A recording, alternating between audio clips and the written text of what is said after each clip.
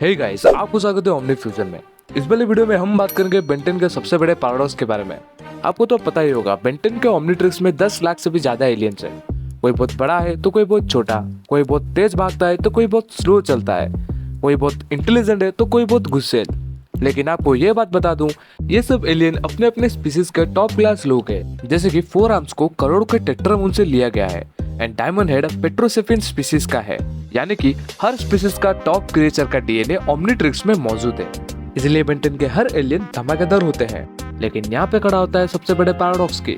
Ben 10 के Omnitrix में मौजूद सबसे intelligent alien grey matter and Ben 10 के ओमनीट्रिक्स को बनाने वाला अज़मत, इन दोनों में से कौन ज्यादा इंटेलिजेंट है? चलिए समझते हैं इस पैराडॉक्स को एक इजी सा एक्सप्लेनेशन से।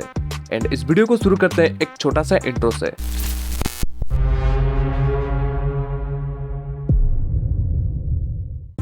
ग्रे मैटर की बात करें तो नो डाउट वो ओमनीट्रिक्स का सबसे इंटेलिजेंट एलियन है।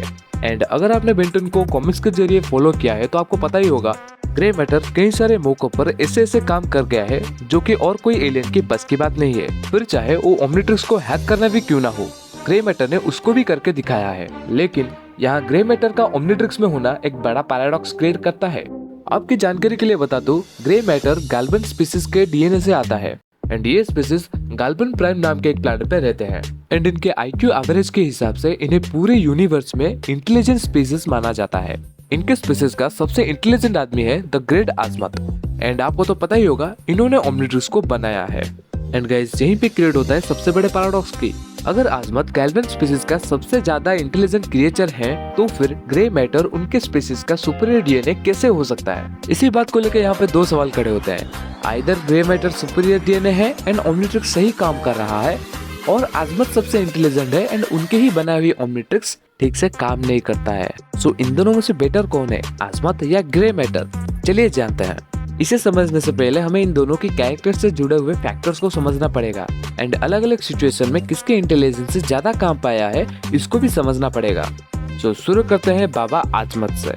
अज़मत जो कि ओमनीट्रिक्स के क्रिएटर है, बहुत नहीं यही कई हजार साल पुराने क्रिएचर हैं, जिन्हें खुद प्रोफेसर पैराडॉक्स ने कहा था कि वो पूरे यूनिवर्स के सबसे ज्यादा इंटेलिजेंट क्रिएचर हैं।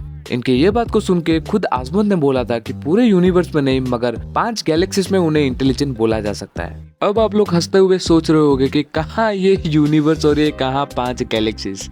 लेकिन मैं आपको एक बात बताऊंगा, आप हैरान हो जाओगे। अज़मत के आईक्यू 1 नॉलिलियन है, मतलब 1 के पीछे 30 जीरो।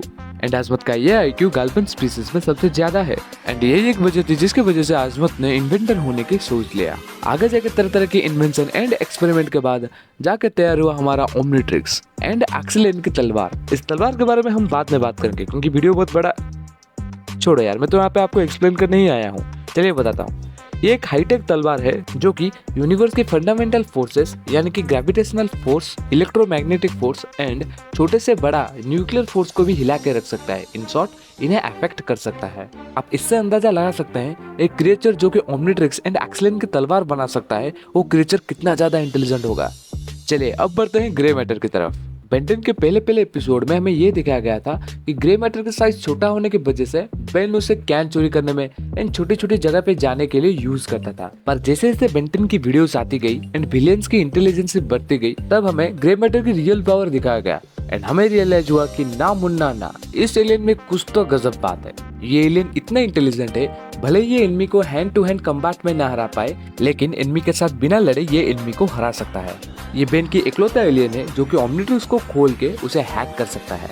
अब ओमनीट्रिक्स को बनाने वाला ज्यादा इंटेलिजेंट है या इसको खोल के हैक करने वाला ज्यादा इंटेलिजेंट है? अब दोनों की आईक्यू के बारे में बात करें तो दोनों की आईक्यू 1 नॉलिलियन है। अब इन दोनों की आईक्यू सेम होने के बाद भी अगर हमें एक को चुनना होगा कि कौन ज्यादा इंटेलिजेंट है, तब हमारे यहाँ पे विनर है ग्रे मैटर। जी हाँ, इन दोनों में से ज्यादा इंटेलिजेंट ग्रे मैटर ही है। इसका मेन रीजन है पर्सनालिटी। अज़मत की बात करें तो अज़मत बुढ़े हो गए हैं, एज में वो बहुत बड़े हैं। एंड उनकी ईगो की बात करें तो ईगो उनकी एज से भी बड़ी है। जी हाँ, बहुत बार हमने देखा है कि अज़मत उनके ईगो की वजह से मुंह के बल गिरे हैं एंड गिरने के बाद बाउंस बैक करने के लिए इनके पास प्लान बी भी नहीं होता, क्योंकि इसका मेन रीजन है इनका डर। जी हाँ, गैल्विन स्पीसीज में सबसे ज्यादा डरपोक आजमत है, ये कहने में कोई दोहराई नहीं है। हालांकि कॉमिक की बात करें तो गैल्विन स्पीसीज के लोग हमेशा लड़ाई से भागते रहे। इसके वजह से उनका डर बढ़ता गया एंड वो साइज में छोटे होते गए एंड इसी डर की वजह से उनके पर्सनैलिटी में आता है गिव अप करने का ट्रेड, जो कि ग्रे मैटर पे बिल्कुल भी नहीं है।